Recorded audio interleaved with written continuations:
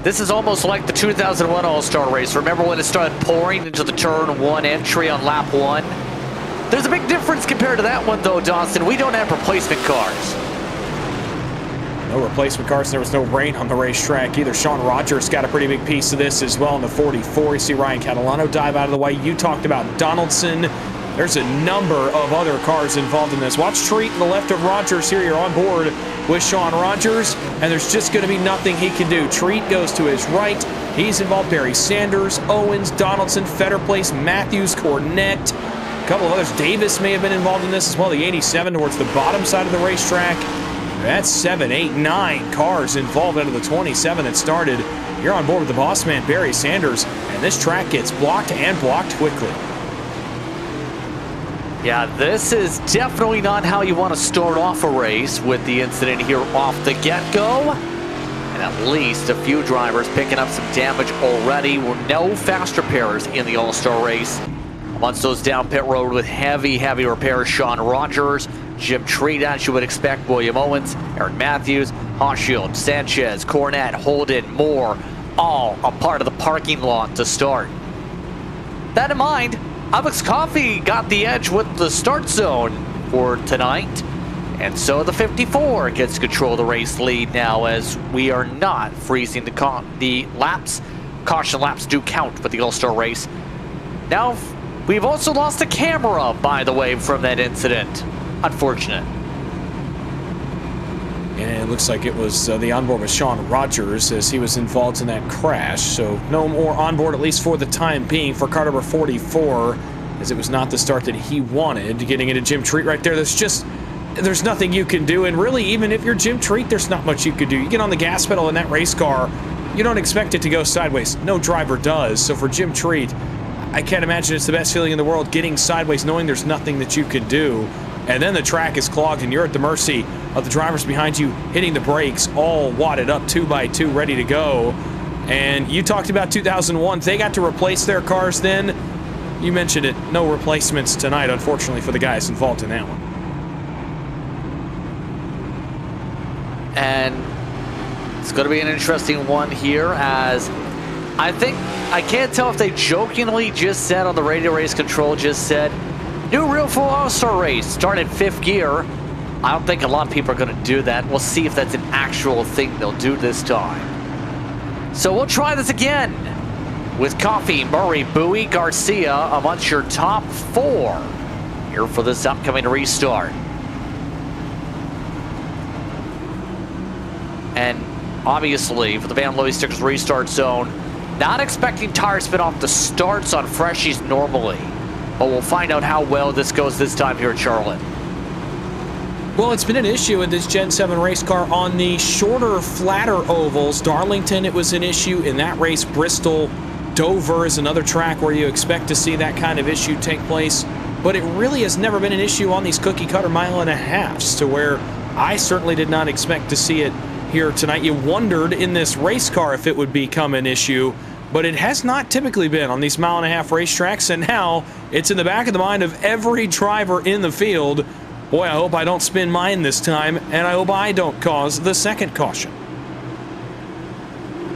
Definitely. And let's see if this time we get a good run to the Van Looy Stickers restart zone. Green flag is out. We're already past the recent mark. This time we'll fly to turn 1. This time, so far, so good. The field will work up the banking of turn 1, and now we're going to see how racy Charlotte Motor Speedway is tonight. This place has provided some of the best racing over the past year or year and a half, and already battling for the lead. Murray on the outside of his teammate Alex Coffey. Dig eSports 1 and 2 back into turn 3. Breaking points for turn 3. This was the point in qualifying where the car liked to bottom out and wash up the racetrack. Everybody, again, so far, so good, at least all the way back to the top 15. Coffey will have the edge on the bottom. Back to turn 1. Bowie in the popcorn seat as Coffey recaptures the lead, and Murray goes to the penthouse. Murray to the race lead once more. This time gets to keep it. And now the 22 will try and keep the clean air. We'll keep an eye on how the lane maneuvers go here tonight also. This is usually a bottom-feeding racetrack, but we've seen people long run kick themselves up here to the top of the racetrack in 1 and 2. as the pavement started to wear out here. Coffee will be amongst those up at the top. Yes, you are not seeing things. That's Matt Cox from that in up 22. Plus 22 for the newly rebranded 00 to Watchfire Chevrolet. Again, getting familiar with those colors, but same old Matt Cox, and he is ripping up in the Kyle Larson territory. He just got 2 for 1, 3 for 1 as he goes all the way from 27th all the way to 3rd. He wants 2nd in turn 1. Matt Cox, like a cannonball out of a cannon all the way to the front. He's going to get 2nd here with a big run off turn 2. Matt Cox is the fastest car on the racetrack. It's not even close. Last time by was 3/4 quicker than the race leader. So, one of the best drivers with speed last year is already within drafting distance to Murray. We're not even 10 laps of the All-Star race. We have already some interesting storylines developing. By the way, some of the errors on the high side are roaring the way forward, like Donaldson after the tire spinning issues earlier. There are those you see in the backdrop. See Harper the first to the inside, all while Cox is going to the outside for the lead. These drivers have figured something out, but you have to imagine the wear on the right side tires a lot more severe. Cox big run off turn 4. He'll carry that big arc down the front straightaway. Murray to the defensive line on the inside. Cox wants the top line. Murray's going to cut it off, make Cox drive to the bottom. He'll go all the way to the blue and white line. Murray will pinch him down. That's going to provide some side force. That will keep Cox at least alongside him. Further back, Donaldson and Bowie almost had a moment back there. That's for the 5th position as those two dueled it out. Cox, big slider into turn 3. He's got the lead. He washes his way up. Crossover. Here's the Shamrock Camry back to the bottom. As these two battle for the lead, Donaldson and Bowie battle for 5th. Cox trying to hang on to the right rear quarter panel, and this time he's got that big wide arc of the high lane as they work up through turn 1, but Murray clears him for the time being and throws it across his nose. Back and forth we go for the race lead. Cox to the inside. Can he take it? Yes, he can. Murray taking the momentum, though. Will there be contact with this being the All-Star race? Yes, there definitely will be. To the bumper goes Murray. Doesn't end up moving Cox out of the way, though. This time he'll just shoot to the inside, try and go for the slight jump back. Will this work now with Cox building a run for the outside yet again? Man, this is shades of a good old Saturday night dirt track race so far. It's a battle of slide jobs and who's got the better lane and who cannot jump the cushion. Cox is up on the wall and has been there most of the race. Murray continues to work the bottom, and these two have traded positions several times already as we're just 13 laps in to the All-Star race. Big dive to the bottom. Here's Cox for the lead again. Slide job up across the nose. Not going to get it this time. Contact. Murray's in the fence. Cox got him on the left rear. The two get together. Here's Coffey into the picture. Cox all the way down to block. Coffey crosses right to left, and now he wants to lead in 3. To the inside goes the 54. A wild start to the All-Star race as Cox gets the run. Able to run away from Coffey. Look who else is joining in. They're fighting so heavily that Garcia, Harper, and Bowie all have speed to get right back into this too. No one's been able to really break away yet. But will this change now that Cox is now trying to break the toe? Wayne Bowen also getting zoomed by Donaldson for 7th. I was just going to mention Wayne Bowen, an impressive start to his run. Coffey went all the way to the bottom, tried to do the same slide job that Alex Murray had a moment ago, was not in proper position to make that move happen. You talked about Donaldson, Nick King, Brandon Fennerplace watching on from 9th and 10th. Top 10 have broken away just a little bit from 11th place Paul Gallimore. Cox runs to the top over here in 1 and 2. Coffey to the bottom. He'll get alongside the 00. Almost contact. Almost contact further back. Harper and Garcia. Donaldson wants 3 wide. He turns Harper to the outside wall. A pair of Dig eSports cars there. Dig on Dig violence. Harper's in the fence. Bowie goes 2 for 1. Bowen says, I want a piece of that too. 3 wide off 4. A lot of slamming. Donaldson, Bowen trading paint. Harper got squeezed out. It's side by side for the race lead. Cox tries to set it inside. Coffey outside. Alex Coffey to the race lead. And the 54 again to the front. 3 different leaders so far. We might have a 4th. Garcia is already up to 3rd with all this. And he's now got one of the fastest cars too. This is fantastic stuff early. Again, Charlotte Motor Speedway is not disappointed over the last couple of years, and tonight so far it is living up to the billing. Coffee, the first to drive away, about a 4-car length, make it 5-car length lead.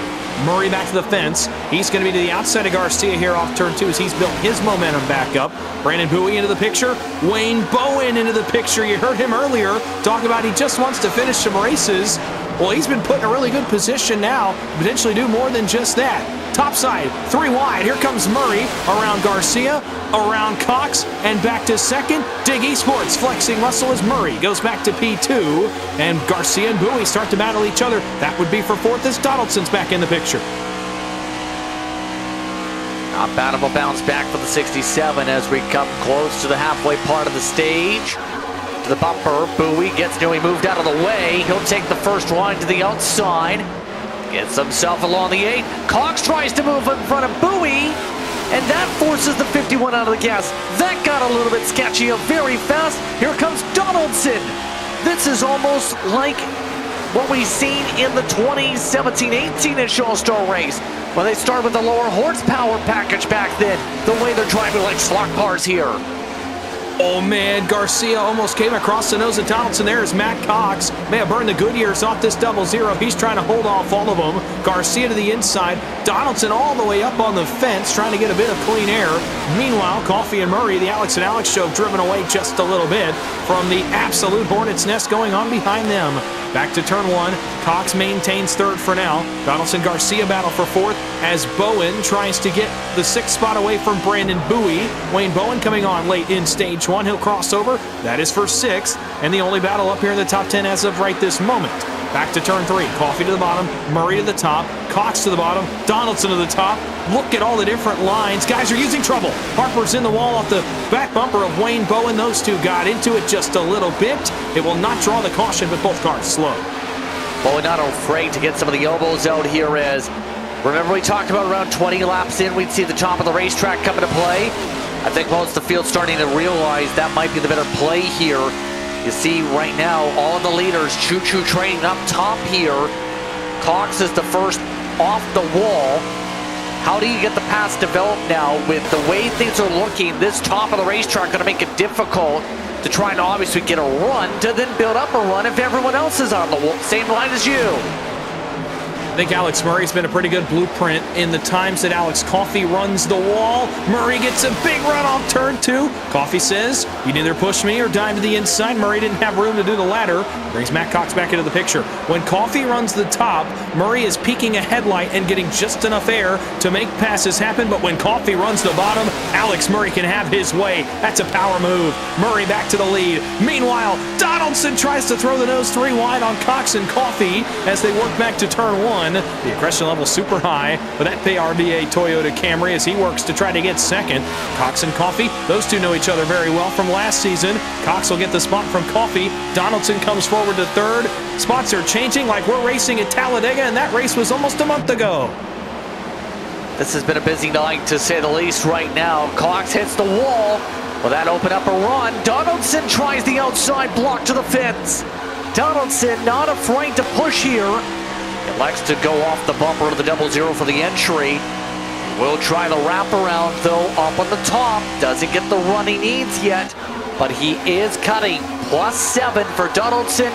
Already amongst those who have to come down for service. He's going for a slider. Just hit the 00. Apologies on the radio from Donaldson as they're side by side for second.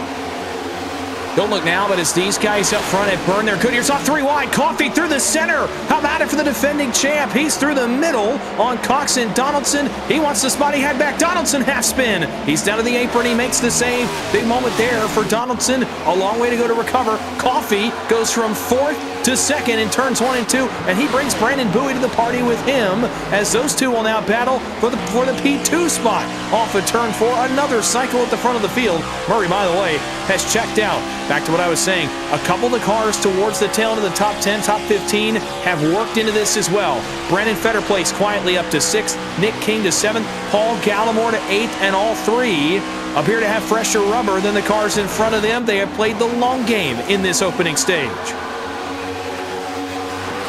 And that's going to be one of the keys we'll keep an eye on for the 110 lap stage especially is who's going to be able to be smart enough to get the run on the long run and set up for the end of the race. Right now, Sanders, he's right now amongst those in the back of the field, hasn't been able to make up much since the incident. He's the back of the whole entire pack. No place to go for the 88. Well, it's tough with the dirty air back there. We talked about that at length at these cookie cutter mile and a halves in terms of how bad the aero wash and aero effects can be. Up at the front, meanwhile, Brandon Bowie captures second. That's from Alex Coffey. So Bowie on the move. Caution flags out. Oh, what happened here? And was it the 78? Yes, it was. Braden Donaldson, who rapidly dropped back all of a sudden. We've got him. Remember, Donaldson was up to third, fell immediately back through the pack after hitting the apron the last lap, then gets to the 78th the next lap. These two have traded paint a little bit tonight. Our drivers have traded quite a bit tonight. Oh, man. Bowen snaps around right in front of Donaldson. Nothing either driver could do there. How'd that snap around like that mid-corner? So I'm trying to figure out as well. An odd look, to say the least, on Bowen. You're on board with Donaldson. This is going to look about as weird from this angle as it did from the one that we got. Oh, man, it snaps right in the middle of the corner. Nothing Wayne Bowen could do. And I'll tell you what, JP, it looks like what we saw in qualifying, that car may have bottomed out on the racing surface. That's the only thing that could have happened there with that type of a quick reaction. It really puts us under the caution flag yet again. And a vast majority of the field is pitting. Bowie, Garcia, Feder Place amongst those keeping track position. This will set us up for about a 10-lap dash. It's 5 different drivers elect to stay out. No surprise to me. Murray, Coffey, Harper, Bowen, Donaldson amongst those coming to pit road here. The guys that were towards the front of the field. Matt Cox is on pit road also. No surprises here. That guys are on pit road that completely burned their tires off in the opening 20 laps of that run. It was incredible racing, but it took a toll on those Goodyear Eagles. Let's send it down to Zach as these drivers finish pit stops. Yeah, thanks, JP. I think the biggest thing developing in the back of the pack is that 44 car of Sean Rogers and the 6 car of Drim Treat. Obviously, both of them getting together right off the start there on that initial green flag. And one thing I watched after that restart was the 44 was blocking the 6 machine, right? Maybe a little frustrated with what happened there with the tire spin out of the 6 car. So obviously a little frustration boiling over here on the racetrack. Both drivers have plenty of damage. They need to get those things fixed up so they can get back on pace with the rest of the field. But those two are the drivers I'm going to watch here tonight and obviously heading into next week for the 600. Thank you very much, Zach, as everyone gets themselves gathered up. So, got to be a wild end of the stage here. Clark's still your biggest mover of the race, but Rui now getting in lead laps. Garcia, Feder Place, Davis, Christensen all staying out. And I think a few only previously for Greg Carson, with 6 actually who were up out of here. You have Hochschild also, who took 2 tires to the heart of the field. Do you think the fresh tires are going to have the speed to get by all 6 here to try and take the stage one? Well, I think so. I think especially with, Brandon Bowie, I feel like has done a number on his Goodyear Eagles. I feel like the same can be said for Nico Garcia.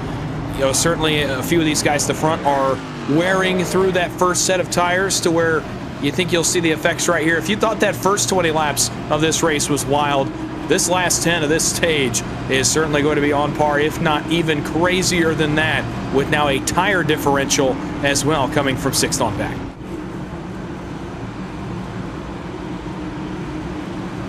Oh, I heard Alex Murray just had damage in pit road too. Somehow he had 35 seconds of damage, Dawson. He lost a ton of time. He's starting this race down at 20th. He may have gotten the fence. He did get it a couple of times on an opening run, so it must have been a little bit more detrimental than we thought, although he did lead most of that run once he got out front. So an interesting storyline to keep an eye on with all the times we've seen guys get into the wall already tonight. Family Stickers restart zone. Drivers are being warned about the tire spin. We've already seen that happen one time tonight. Will it happen again? Now that we definitely have old tires up front. Green flag is out. Everyone keeps it smooth. And we're underway as Bowie gets clear. 10 to go, stage 1. And buckle up, it's those new tires come through the field. Coffee through the center. Here comes the 54. Already making the first move on the guys on new tires. Cox follows him through. Almost contact Cox in car. That was back around the back half of the top 10. So the first 2 cars on new tires are through. And now up to the top 4, starting with Davis. But Davis plays pick on Matt Cox. And around the outside goes Coffee. Meanwhile, Donaldson, Owens, Gallimore 3 wide, a little further behind that. That's back around Aaron Matthews just outside of the top 10. Everything singles out for now. Coffee, a man on a mission. He's to the outside of Fetter Place. He runs the wall. He's got plenty of time, by the way, over 8 laps left in this stage to catch these top 2. He works past Fetter Place, and he can see the front 2 right out his windshield. See how this is going to go real quickly with Coffee on the fly. Here comes the 54 on the charge up. Less than 8 laps to go in stage 1. Garcia going for the chance for the race lead. Takes the set to the inside. Makes it stick. And your boy Nico is up there, but Coffee's to the door to buoy. We got trouble a little further back, JP. Donaldson is around the 67. It's around that 3 wide with Owens and others. And it appears to be a multi-car accident back around the back half of the top 10. Christensen getting loose in the corner, causes a stack up and in turn puts us back under yellow. And now it gets really interesting for the top 2 here for a restart to stack things up again. Let's see this. Top of the Hot Sauce Company replay. So it's not Donaldson, it was Christensen, both driving almost all white cars tonight, but nonetheless, it's a big eSports entry in Christensen that got around. This was, again, back around that 3 wide that I mentioned a moment ago. Donaldson's actually one of the cars in the 3 wide. And you're on board now with Blake Hallschild. He's going to be behind this, and similar to the stage 1 incident, rather the opening lap incident, just nowhere to go for a lot of the guys that got into this wreck. My goodness, do you see how fast Ryan Catalano came through that? Some of these drivers absolutely flying their way in some of these incidents. Let's see what Catalano was thinking here. Christian already apologizing on the radio. The 92. It's the All-Star race. Who needs a brake pedal? They've profited some spots. I can't imagine the drivers around him are going to be very happy with him, though, for how he got through that incident. But nonetheless, he comes away with a clean race car.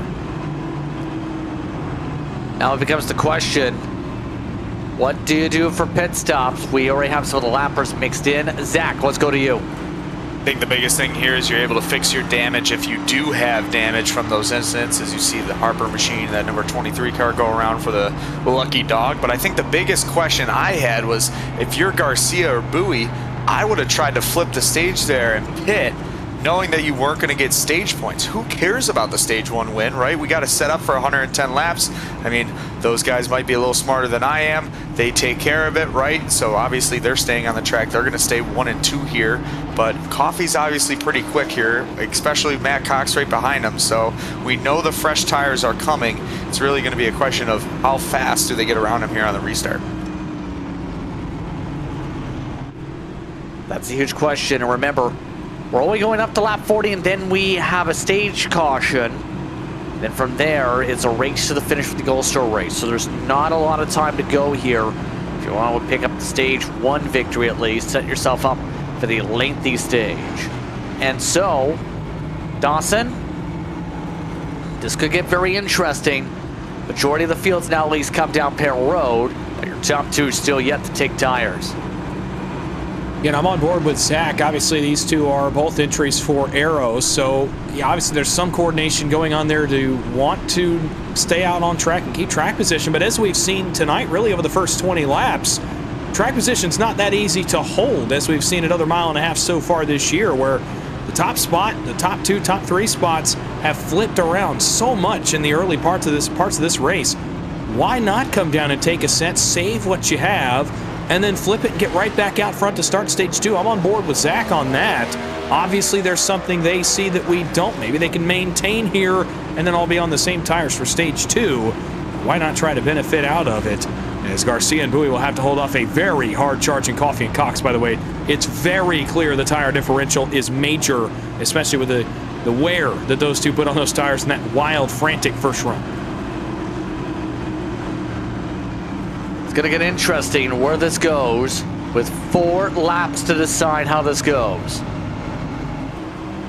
So once again, Garcia and Bowie on the front row. Cox and Coffee. King is up to third on the Freshie strategy. Starts in fifth with better place. William Owens, Chris Davis, Braden Donaldson, Paul Gallimore are in the top 10. Vanderlei Stickers restart zone about to be an active place here. Once again, looking to avoid tire spin. We didn't see it on the previous restart. Will it be an issue this time as they battle to try and secure a stage? Pace car dropping off here. Garcia trying to keep this steady, entering. Green, green, green. It's an early launch for the restart zone. No issues this time either. 4 laps to go in the top 2 build a small buffer. Yeah, but it's not large at all. Coffee and Cox actually timed that up pretty well. So too did Brandon Fetterplace from 5th.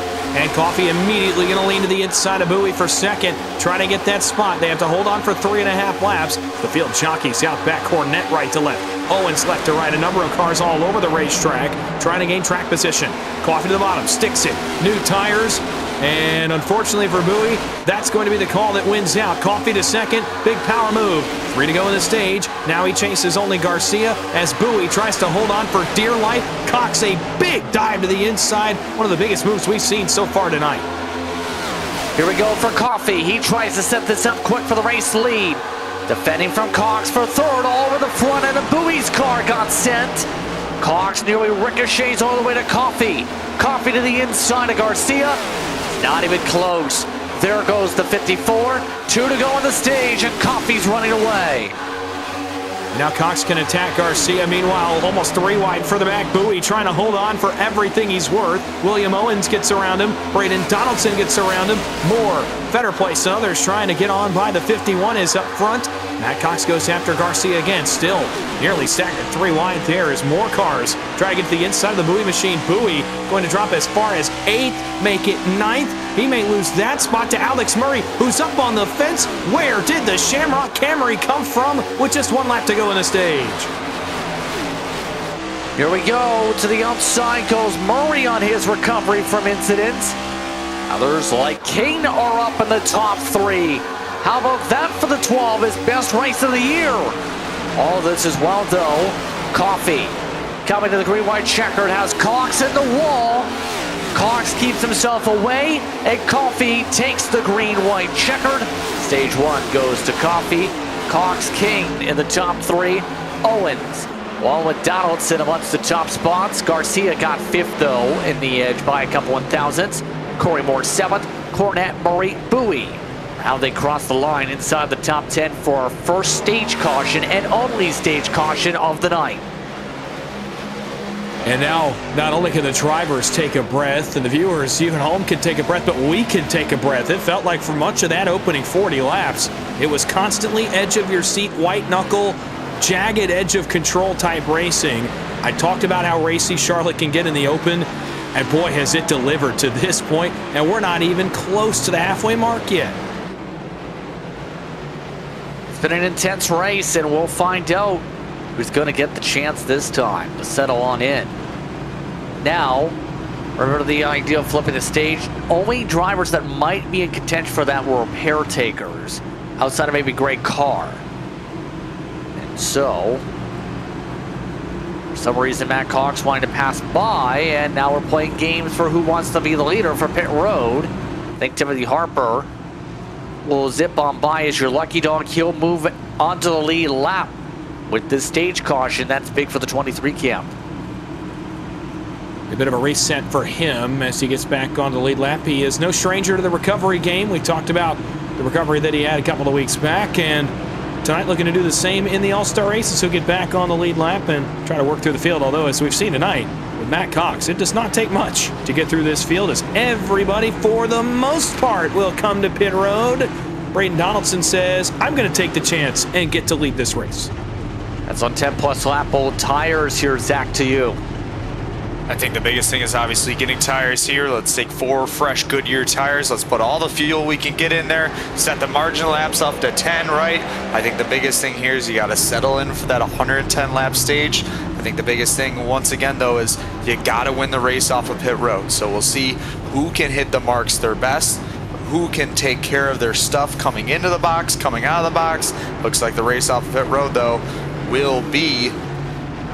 Can't see it. Looks like I missed it there, so I'm gonna let you guys make that call. Go ahead. Jeff Chandler got it.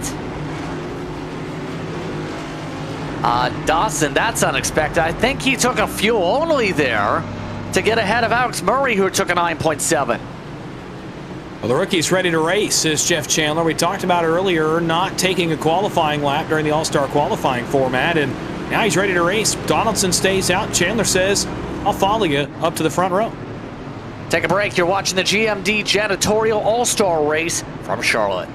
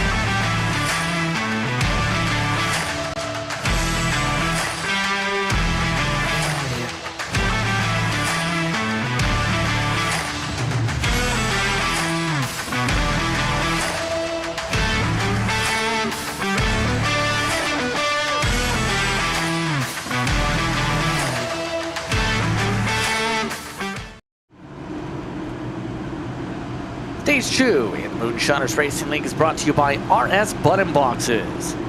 As we are all set to go for the second and final stage of tonight's All-Star Race. Justin Prince, Dawson Weiss with you, Zach Case down on pit road.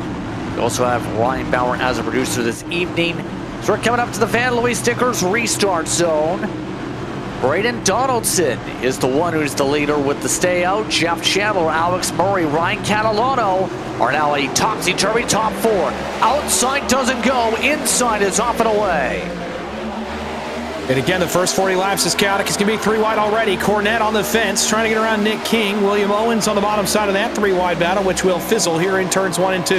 Donaldson trying to hold on the lead. Chandler already back to the 4th spot as new tires charge around the guys that took fuel only or tried to gamble. To the inside, Alex Murray on Donaldson, a pair of Dig eSports Camrys, a trio, including Alex Coffey right behind them. Donaldson able to hold them off for now, but they'll run side by side. Now Murray will have to tuck in. Donaldson leads back to turn 1. So far, so good for his gamble as it's a hornet's nest behind them. Another dime to the inside. Here comes Murray. Murray wants the lead right back again. Almost got there immediately. Coffey, though, will have a chance to set something up. Has to wait behind the boss man. The Dig Machine to the inside for the lead. All 3 of the drivers up front are Dig Machines for the time being. Who wants it more? Right now, Donaldson doing a good job defensively. Isn't running, so he's squeezing, though, as Murray goes up, and Coffey goes up the middle, 3 wide for the race lead. Here goes Coffey, up to the point. Can he take it fully, though? Not yet, as Donaldson gets a boost. They're going to stay 3 wide. Murray backs out on the entrance to turn 3. Smartly tries to drive his way out of that situation. Coffee slide job right across the nose of Donaldson, new leader.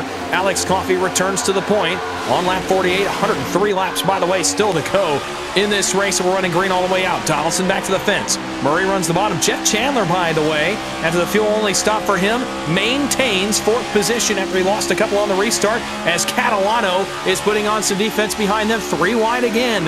This time it was Owens on the top side of that 3 wide. Garcia slides up on him. Cornette on the bottom as Donaldson wants to lead again off 4. He's challenged by Murray, though. Right now, Coffey trying to play some defense, and Donaldson trying to get some boost.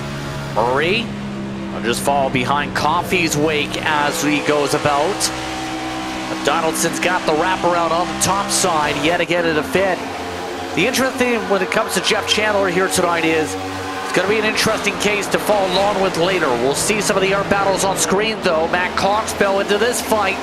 Catalano losing some ground, and the 0-0 zips ahead. Here it comes King trying to regain his positions. Nick King's got a really sporty 12 machine. He gets the wall right there on the entrance to turn 1. You're on board with the top it off hot sauce Toyota of Ryan Catalano. Corey Moore to his left side now as they battle side by side in the backstretch. But Nick King's car is very, very good so far tonight. He can run basically anywhere he wants. He's run the bottom, he's run the middle, he's run the top. He'll opt for the middle. That time around, he'll pull right past Catalano. Contact.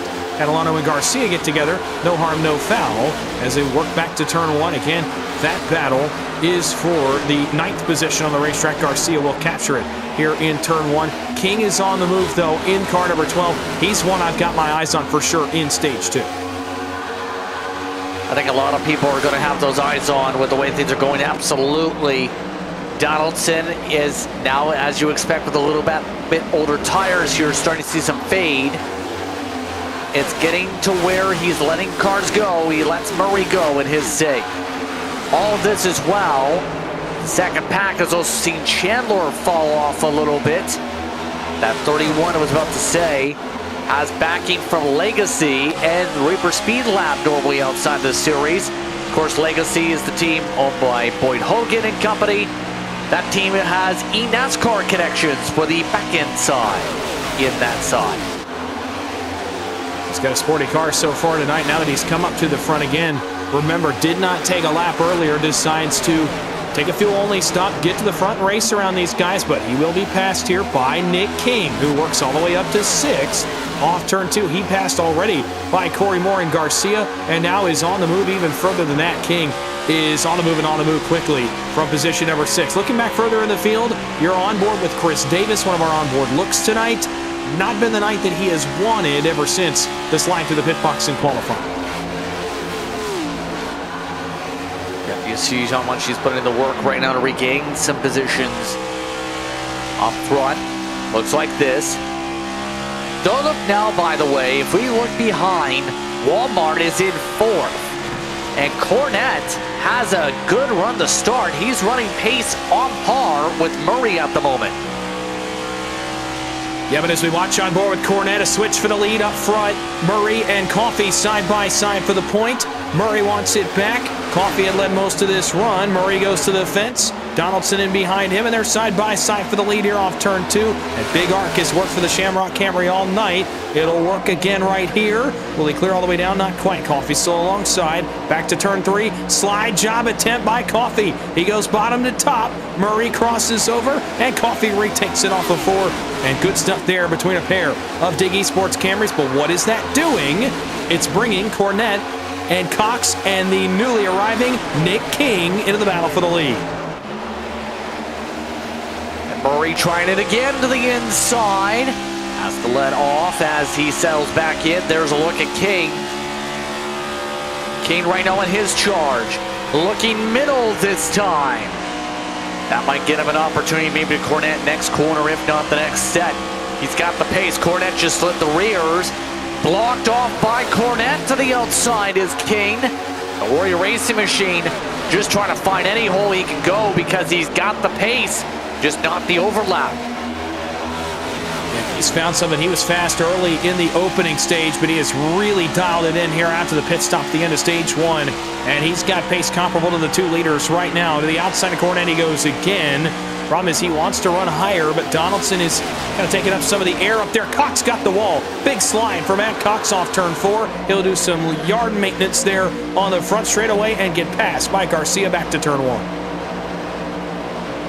Now I'll see a reset again with the 0-0 trying to get around Garcia again and got him loose. Garcia held on to it there as there's Barry Sanders down at 14th. Ways back. Luckily, the 8 didn't spin it as it's side by side for the race lead. Donaldson is spinning it now. Something's up on the outside line, and the 67 just locked it up. He did not bring a caution out, though. He stays against the wall. Yeah, and I think it's going to be very similar to what we saw with Wayne Bowen just a little while ago. The car bottoms out, I think, in the middle of the corner and gets sideways. He had already had a little bit of grip issues for the past couple of laps on old tires as he tries to maintain track position with the leaders. And through the middle of the corner, well, it's not a bottom out. He got the wall, and they may have still gotten that bump that's over there in the middle of turns 3 and 4. He bottomed out. That was all she wrote for the 67. Caution flag is out. We have trouble. It's Aaron Matthews who just spun in front of the leaders. And he's down off the banking. That was in a really bad spot. He nearly got T-boned. I think he did get a piece of Nigel Christensen. Topping up Honto's replay. This is back over in turns 3 and 4. He's right in front of Timothy Harper, who we talked about the recovery effort for. And again, same as we just saw with Donaldson, same as we saw with Bowen. There's a bump in 3 and 4 where the car likes to bottom out, especially up on the top side of that racetrack. And that's what Aaron Matthews got right there. Luckily for him, not more cars coming along than there already were, or that could have been really, really big. Obviously, there's something up with 3 and 4 outside that's going to be very difficult to keep going because it seems long run here, Dawson. Past lap 20 or so. We're starting to see people just whipsaw around in that part of the racetrack. And that sets us up for an interesting one now where we had a plentitude of tire sets. 5 in the pits entering tonight, mind you. Do you take a set now? We're outside the pit window to make it still. I think there are certain drivers in the field that will certainly consider it that may not have taken an extra set in stage 1. I look at a guy perhaps in Brandon Bowie, Nico Garcia as being a couple of those cars. Brandon Fetterplace that could be in that camp as well, of guys that might still have that extra set compared to a lot of the leaders. Although with 5 total sets in the pits, I would imagine you'd see most drivers come down pit road and opt for at the very least a set of 2, if not a full set of 4. One driver says no again. It was Donaldson last time. This time it's Nick King who will inherit the lead. Here we go, Zach, to you. I think the biggest thing is how many tires do you want to take here? Do you take 4? Do you take 2, right? But I think the biggest thing with 90 laps to go, you got to remember to keep saving your stuff. So for the guys up front, the biggest thing is maintaining that track position. That's so easy to lose here at this track. So far as we've seen, the right sides go on for that Alex Murray machine. We'll see if the left sides go on as well. 1 car away, it's Chris Cornett. He's going to win the battle off of pit road in that Walmart 83. The rest of the cars away. Coffey's going to get away too. We'll see the rest of the cars come out. So looks like 4 tires the strategy for most here, as we'll see what happens here on the restart. Back up to you. Here we go. Continue to roll on. The GMD Janitorial All-Star Race getting all set to go for a restart. Under 89 laps to go here from Charlotte Motor Speedway.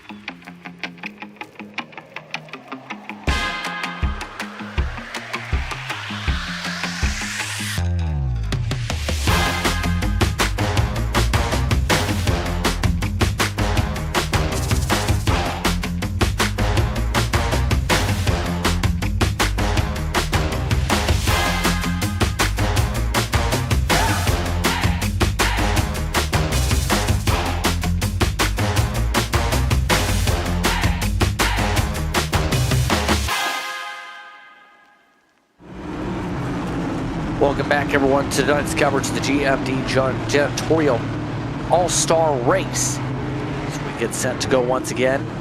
Restart coming up with 87 to go. A few drivers rubbing doors as we get ready to fire off. Nick King is now up front because he stayed out. Chris Cornett took 2.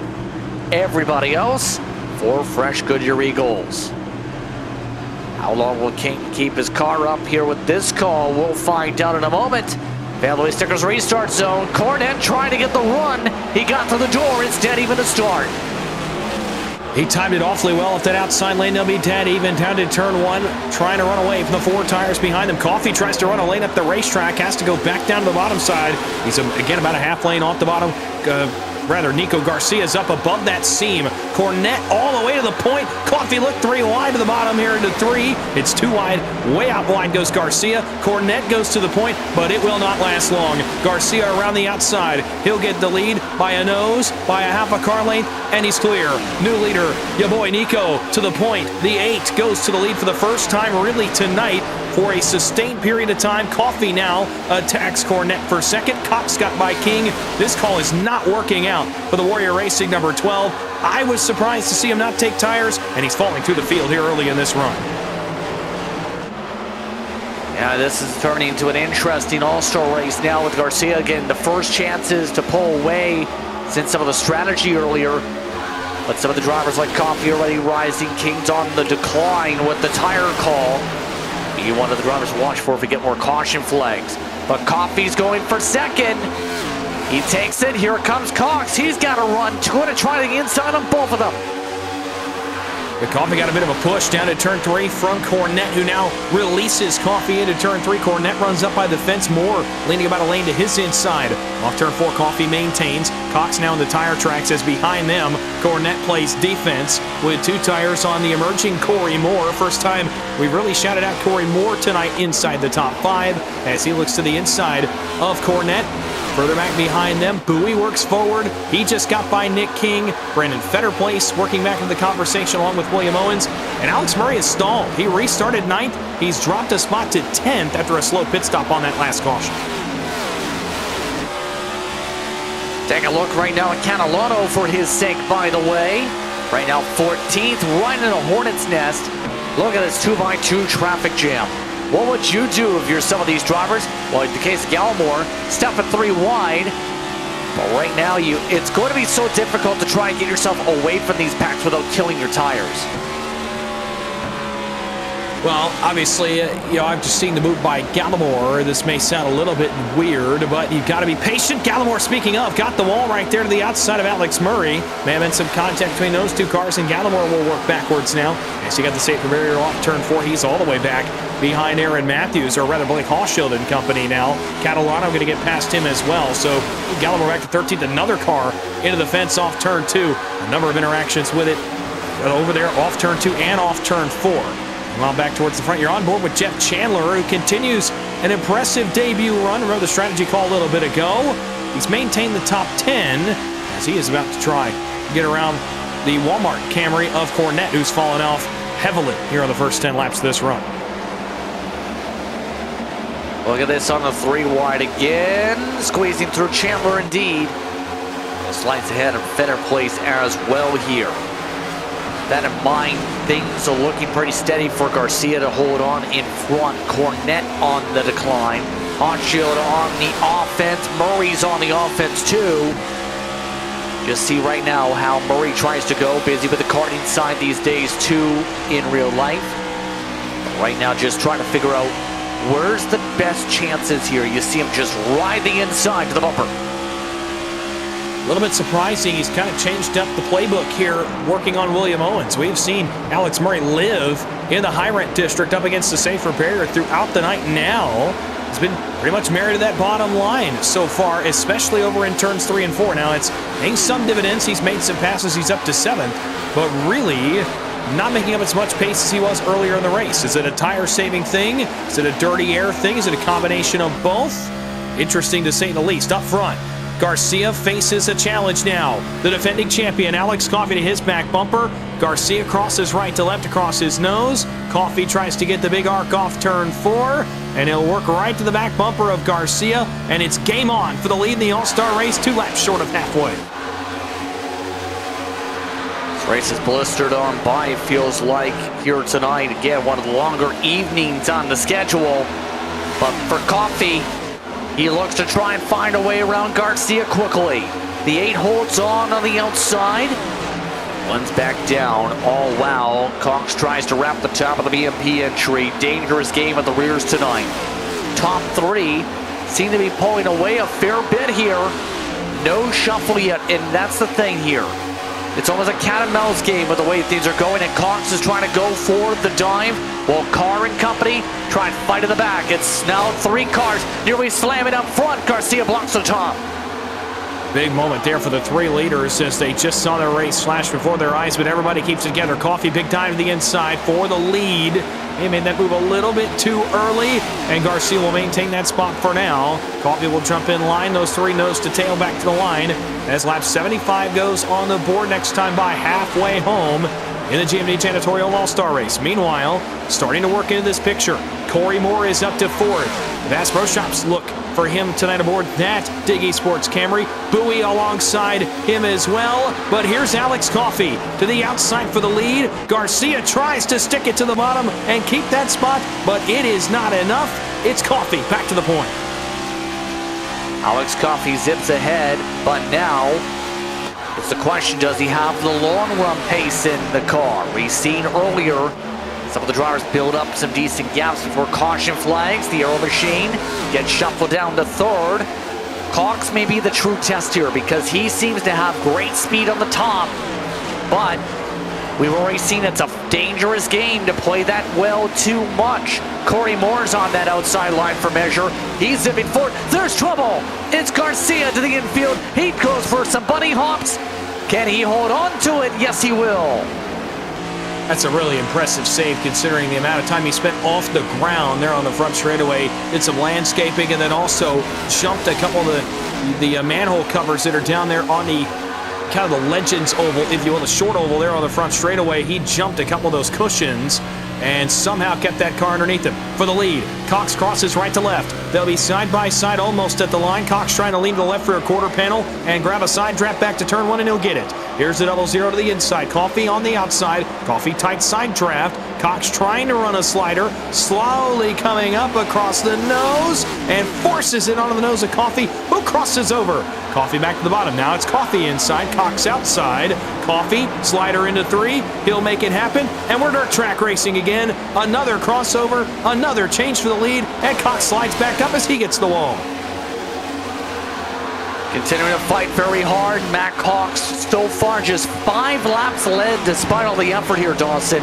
What do you say about that? Because he's been up in the front all night, just hasn't been able to get the actual led laps in the 0-0. It's a product of this racing and how crazy it's been and how many changes for the lead that we've seen. Matt Cox, you could argue, should have double, triple the laps led that he has, if not more.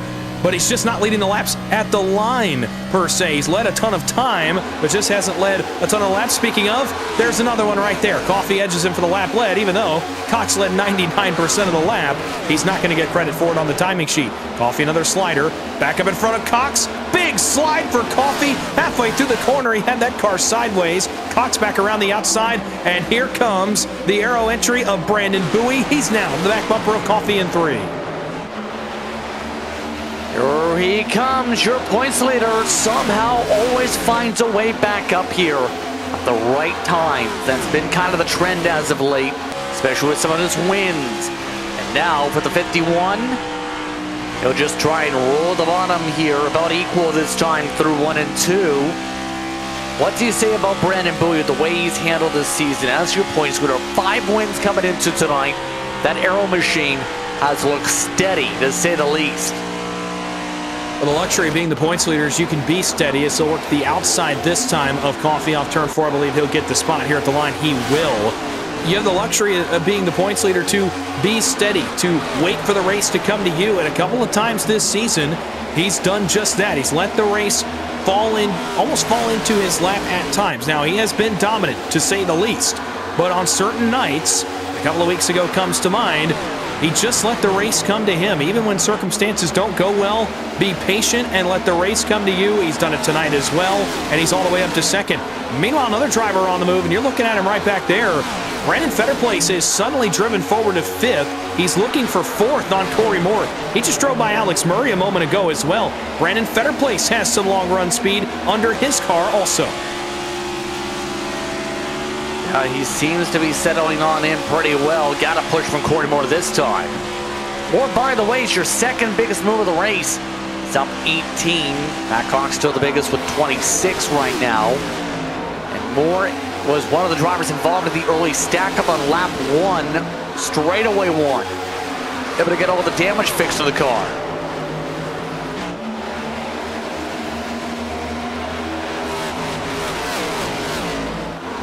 Looking right now as everyone else settles on down here, one of the major things now going to be coming into mind pretty soon is we start to see the top have issues again. Right now, a vast majority of the field starting to be more towards the bottom after what's happened the past couple runs. Feels like as the tires get older, we get more, propensity for those incidents to happen over in turns 3 and 4. So we'll see as the run goes on. This will be the longest run of the night if it continues under the green flag. See if that issue rears its ugly head again. Another driver on the move. I mentioned Fetterplace a moment ago. By the way, he's about to challenge Alex Coffey for 3rd. Braden Donaldson, the half spin a little while ago, the full spin into the wall that got him out of shape. He's all the way back up to 7th. He just drove around Owens and Garcia and now sets his sights on Alex Murray in the 22. Donaldson back into the picture, and I don't think he's done saying anything, and neither is the points leader. New leader up front, Bowie, big dive into 1. Cox tries to revamp and get back to the inside. He will do so as he rebounds down the back straightaway. Back to turn 3, Cox gets the lead back. Not before Bowie will defend and likely keep it as Cox works up the racetrack.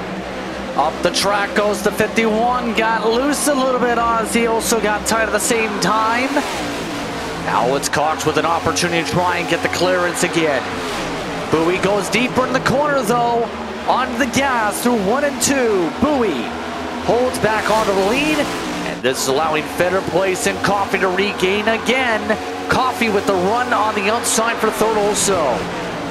Well, they're back some teamwork. Donaldson and Murray, a pair of Dig Esports Camrys. They'll battle now in the corner, but pushed each other to keep each other in this fight. They've got another Dig Esports car right in front of them, and Corey Moore, who watches on as the battle for 3rd continues to rage. Bowie maintains the lead now. Fetterplace to the inside of Coffey. He wants 3rd, and he may be the best car on track.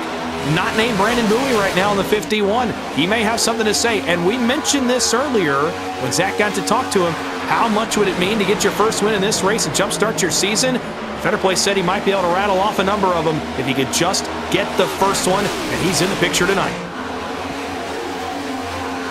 Great chances to go forward absolutely right now with those opportunities, and right now for Fetterplace. See as he rides to the bottom of the racetrack, trying to bide his time. That's what's gotten him so many decent finishes this season after all in the 34 camp. Coming up to the green light on fuel in the next couple laps, by the way. We're coming up to 61 laps to go in the All-Star race. William Owens once again in the top 10 as we go about, just behind all the battle packs for the time being.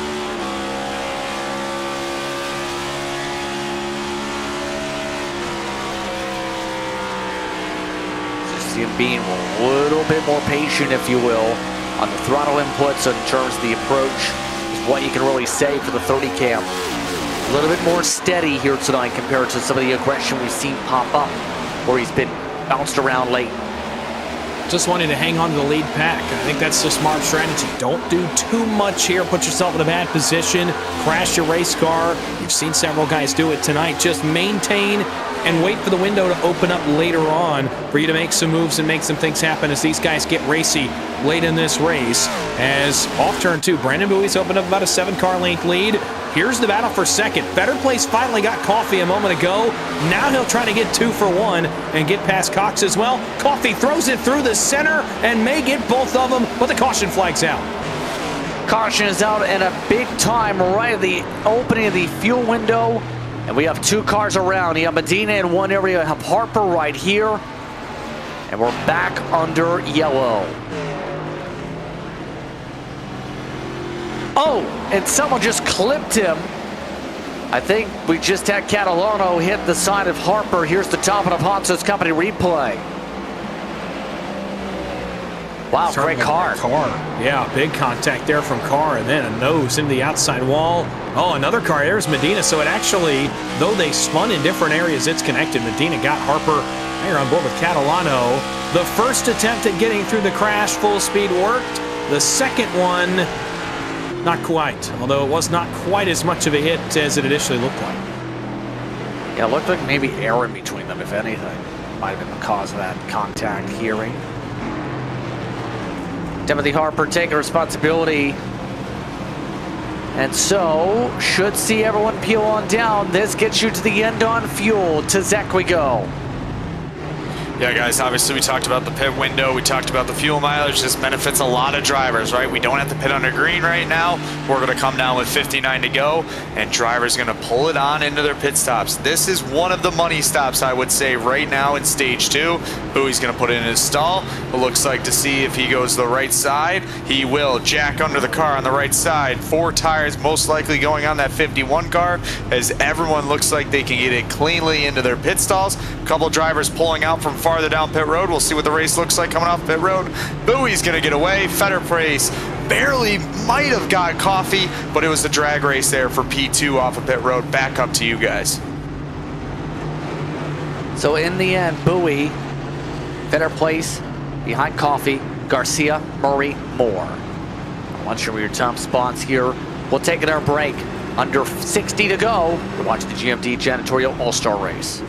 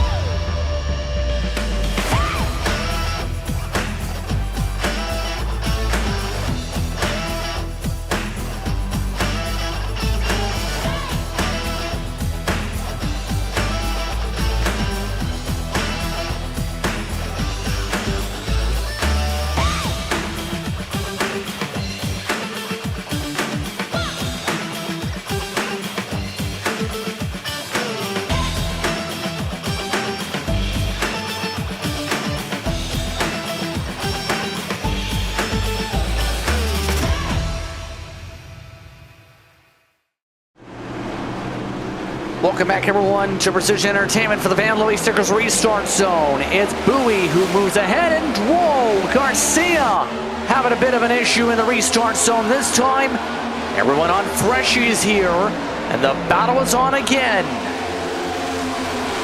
Yeah, buckle up for this last 60 laps. Remember earlier, as these guys get back to racing like crazy, that is what I imagine we will see over the course of the last 55 laps or so of this one.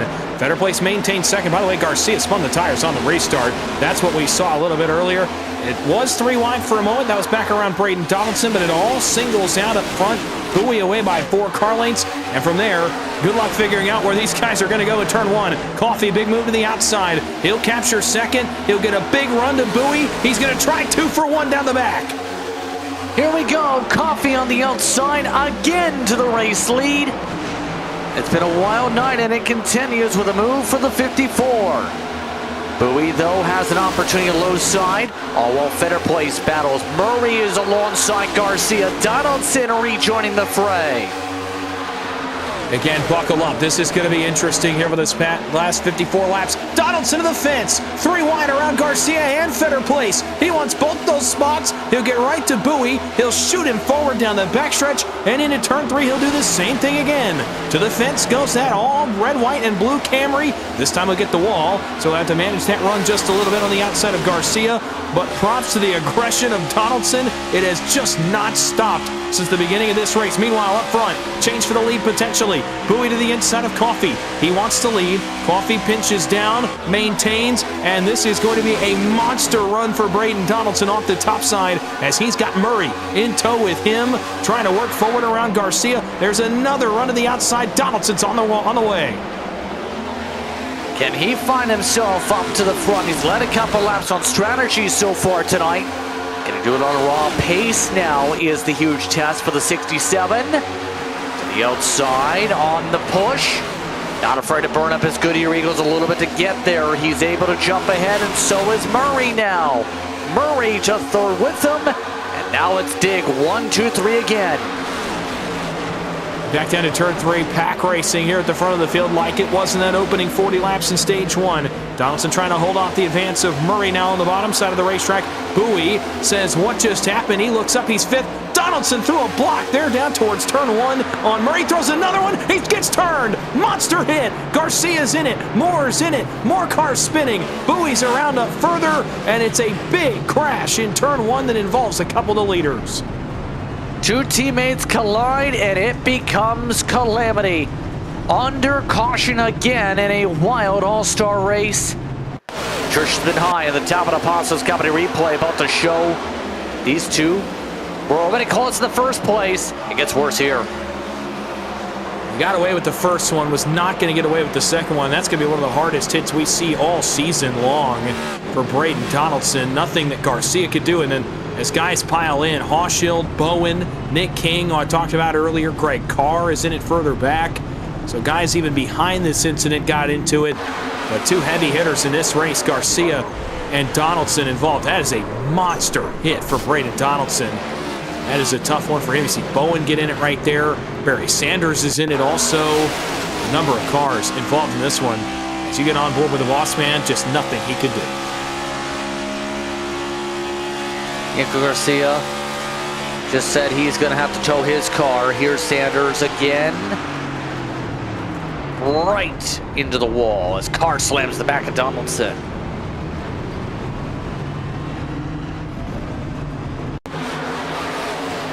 Absolute slams into the corner, to say the very least here. You see Carr actually got Sanders too. Don't think he got it wound up in time and just straight into the barrier.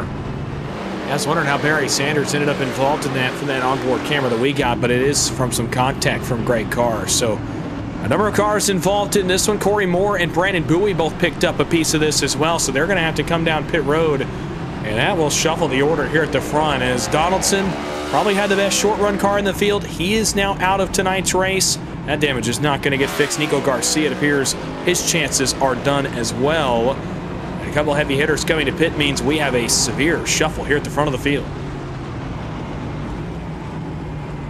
See Sanders already jumping out of the seat after that one. And so, for whatever reason, the attrition rate's been pretty high tonight, Dawson. Is it just because of the short distance? Is it just with the All-Star race itself, or is this the track? I think it's a little bit of everything. How racy this place has been certainly plays into it in terms of the big-time moves and slide jobs and blocks and big runs that we've seen. That contributes to this kind of pack racing mentality that we've had tonight. I think that contributes to it. I think the fact there's no points on the line, guys are making some moves tonight that you won't see them make in a points race. I think that contributes to it as well.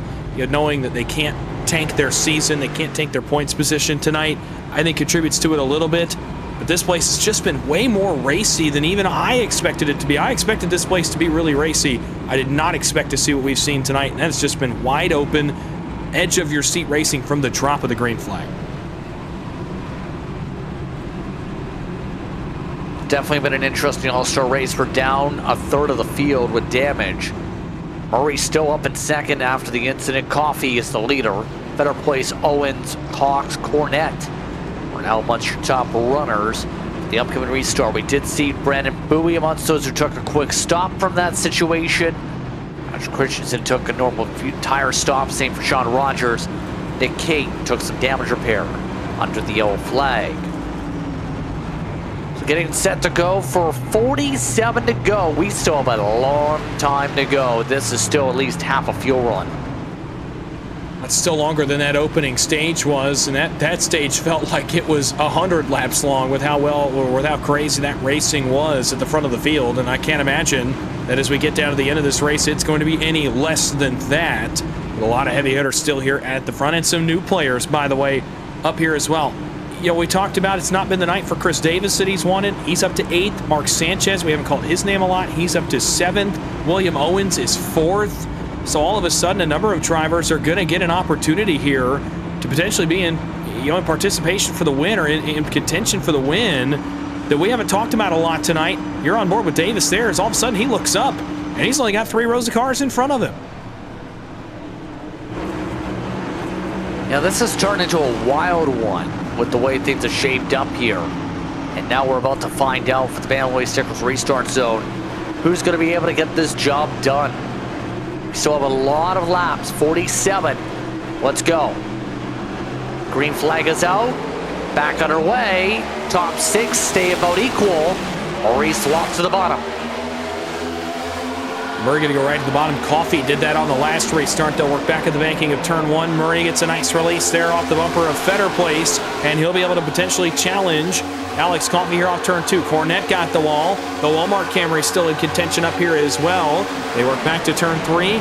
Cornette in on the bumper of Owens. Got a little bit of aero push. He'll have to try to work on the fence and try to make it potentially 3 wide off turn 4. That was a bit of a tight quarters move there for Cornette. 46 to go. 2 dig cars up front, and from there, these guys trying to sort it out. Owens to the outside of Fetter Place for 3rd. Cornette and Cox battle for 5th. Right now, look at how Cornette nearly knocked the wall down there for a moment. They'll zip their way on through with no issue, but for the time being, though, comes the question on will we see a real in effect again from Murray? He's been hard on the car tonight. Charge up ahead. Look at Owens charging ahead. William Owens got some sportiness underneath that 30 late in the going here. We've known him to have short run pace, but tonight it'll be some of the highest that he has run so far. Up to 2nd, down the back straightaway and back to turn 3. So William Owens on the move here on the short run. Some other cars further back trying to get on the move as well, but the caution's out. I think it involves the 44, Sean Rogers. And yes, indeed it does. Tree is also in it. And again, we are under yellow. Top of the Fonso's Company replay yet again. Let's find out what happened here. This was just outside the top 15, or rather it's inside the top 15. It's King into the back of Treat. Treat goes around, nowhere Rogers can go. And he's going to get the fence. Big hit there for both cars, the 6 and the 44. Big hits for both as Rogers tried to get Woe down, just couldn't do it. Yeah, and you see him just slide in, bam. I think a couple people also pick up contact on the outside, trying to dodge it too. Wayne Bowen just parked it. There's a couple more cars that come on to the back of this and get some damage out of it. You see Barry Sanders too, man, hard in the back of Nick King. I didn't catch that on the first replay, but big damage to the boss man. Catalano's in it. There's at least one other car in this, by the way, that I did not quite pick up who it was. It looked like a red and white car to me. So eventually one more car at least involved in this. And look at some of the hits the guys came into that one. So a slam indeed. So now we put ourselves back under the caution flag yet again. Treat, Bowie, and King are the only people who have gone down pit road this time. Take down some service. Cautions, precautions, precautions. We're running out of cameras too.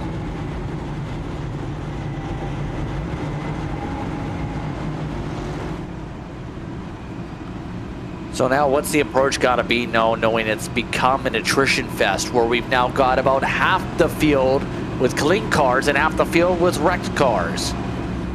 I think the approach is become patience, and after the way these guys have been racing tonight, you have to imagine that's not going to be the case. But the drivers who are patient, especially here at the front of the field, I feel like are going to benefit the most off of this. The top three right now are in a pretty good spot, but if you're further back than that and you have to make some passes, you just have to pick your battles. We've seen tonight more than once where you pick the wrong battle, you end up on pit road, or in the case of certain drivers, in the garage area because you made one too many moves, you tried to do a little too much and didn't save it for a little bit later in the race. Again, still just under 50 laps to go, 43 to go, 42 at the line. That's a long way still at Charlotte, still longer than the opening stage distance. So you've got to have at least the smallest amount of patience, knowing there's still a lot of racing to go, and by the way, we're already down almost half the field.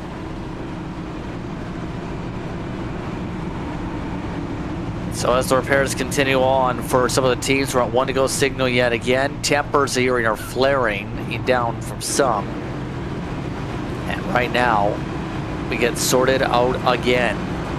Jeff Chandler amongst those who went down pit road again this time. Not sure if it was scheduled or not. He did take a set with the 1 to go signal, interestingly, this time.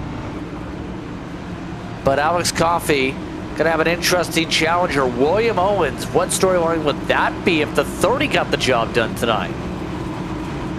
Yeah, how about it for William Owens? We've talked about him at numerous points throughout this 2026 season as being an impressive rookie. Again, this is a really impressive rookie group, but for a rookie to go and win the All-Star race, considering the names that are up here, guys that have won already this season, 3 of the top 4 in points, really 4 of the top 6 in points are inside the top 5.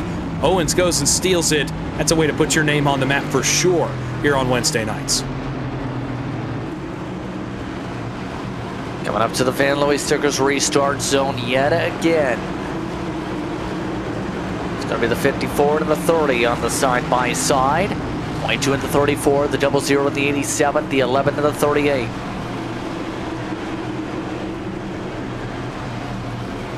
Here we go, Coffey ready to fly yet again. The battle of the orange cars, the inside, much better start. Owens did not go there in the restart zone. He's going to drop all the way to 3rd, make it 4th. He may lose that spot even to Fetter Place here down through turns 1 and 2. Coffey away with the lead, Murray away with 2nd, Cox away with 3rd. As the outside line is left to regroup with Owens on back, now battling with Fetter Place. Back to turn 3, 40 to go at the line. Dig 1 and 2, but Matt Cox has returned to the party and will try to get the spot. Murray rides to the outside. He'll have the big run. He loves the short run speed, but can he maintain it for the entire run? 40 to go. Murray chases Coffey. Reset back on for the 22. He goes a little bit higher up in the corner, gets some clean air, a bit on the nose. Under 40 laps to go this time through. Coffey plays the game, Cox to the inside. Owens again trying to charge the outside to regain these spots. Can he get there to 3rd? Not quite. He slams the wall instead.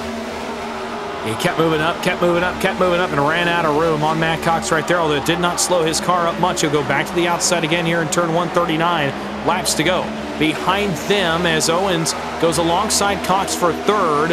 Behind them, Davis forward to 5th. You're on board with him. Chris Davis into the picture for the first time tonight. It's not been a night to remember to this point, but that could all change if Davis can get in the picture here late. We'll bring Paul Gallimore to the party with him. Behind them, it's a hornet's nest with Fetter Place, Cornette, Sanchez, Bowie, and others. Davis to the inside. That's for 4th on Cox, and all of a sudden the arrow entry of Chris Davis works into the picture off turn 2. Now Davis trying to join in off to the very front for the first time. Got a little bump on the entry. He'll try and charge up to these 3. Still trying to sort themselves out. Small bumper here. Gallimore's now running the floorboards.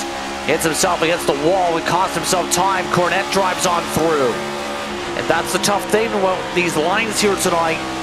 Some of these drivers continuing to get tight like qualifying.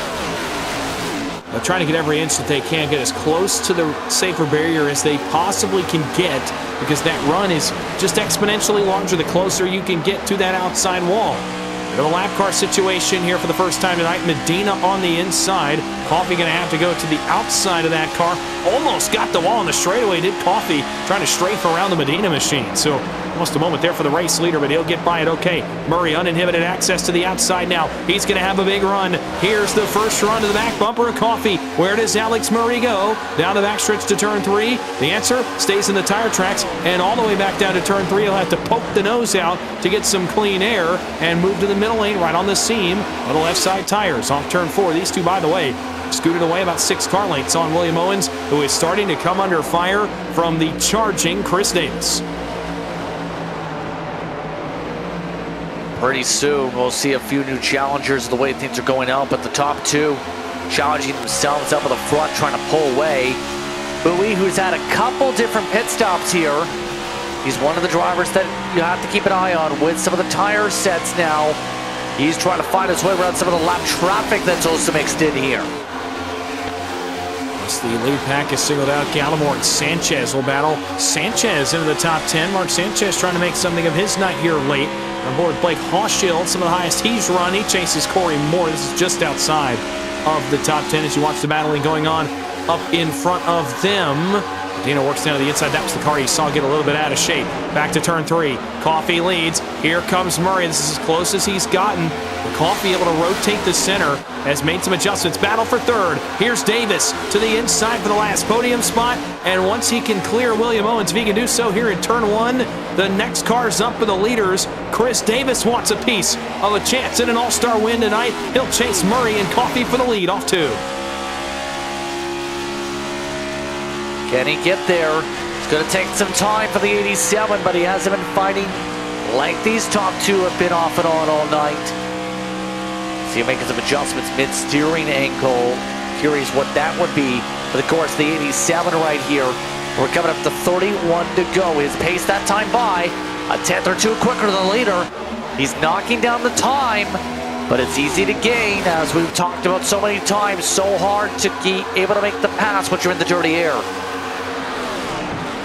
Yeah, it's easy to get there, but it's going to be tough to make things happen, especially as Murray and Coffee are experimenting with lines, trying to deal with each other. By the way, just behind Davis, Chris Cornett. We talked about the Walmart Camry earlier. He's back in the picture again, and he's up to 4th in the 83 machine, so don't count him out of this thing yet. Bowie is just behind the Cornett and Owens battle that was a moment ago, but as soon as we talk about him, Cornett gets loose off turn 2. He'll lose 2, 3, maybe almost 4 spots, as they almost were 3 wide back into turn 3. And unfortunate there for Cornett. Meanwhile, up front, where did Chris Davis come from? He just cleared Murray for 2nd. Davis is on the roll.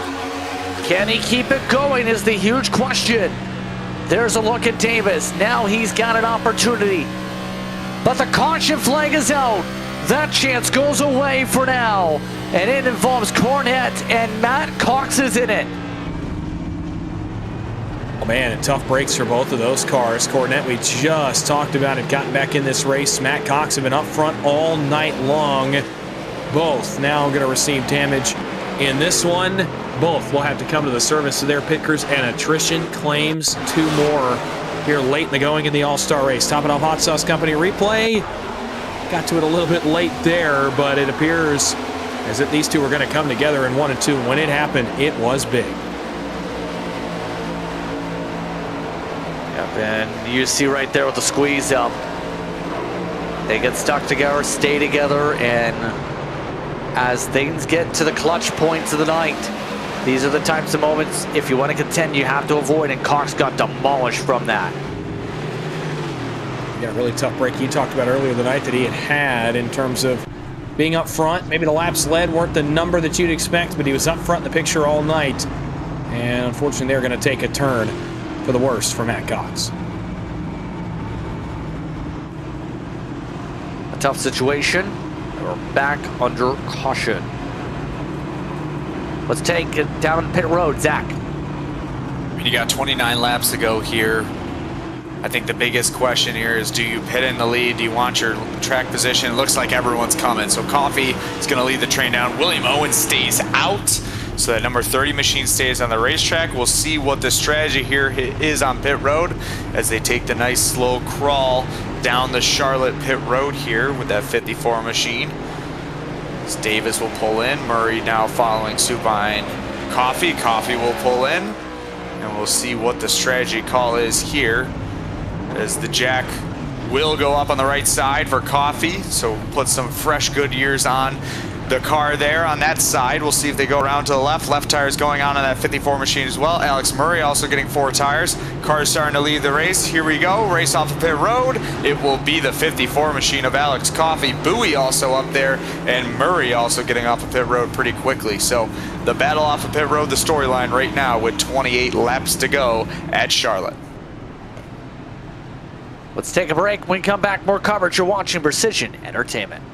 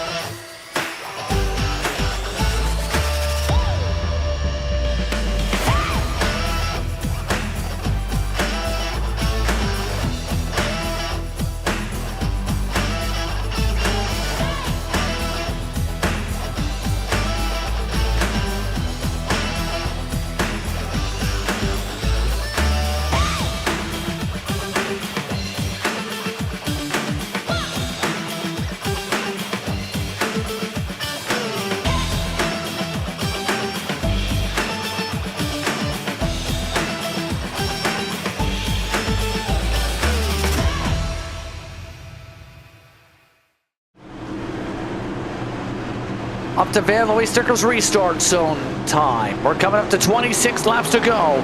William Owens is your leader on 32 lap old tires. Coffee already up towards the front though with the restart. Jeff Chandler, who stayed out, gets shuffled. And just like that, the front of the field rumbles its way through 2. Oh, contact there. Murray and Chandler as they squeeze 3 wide down the back straightaway here on the first lap of this restart. Murray was impatient with Chandler in turn 1. Got immediately past him there off turn 2 and almost created some contact. Bowie around Coffee. That's for second. The points leader wanted it, tried to take advantage. Coffee says, no, sir, I'm not going to make it quite that easy, and battles back to the outside, all happening behind William Owens, who continues to lead at least for the moment. Off turn 2, Bowie going to try to get 2 for 1. The inside of Coffee for second. Coffee, how about 3 wide for the race lead? He stuffs it into turn 3. Coffee, the defending champ. Bowie, the points leader. They'll go door to door for the lead off turn 4. How about that move from the Dig eSports Camry?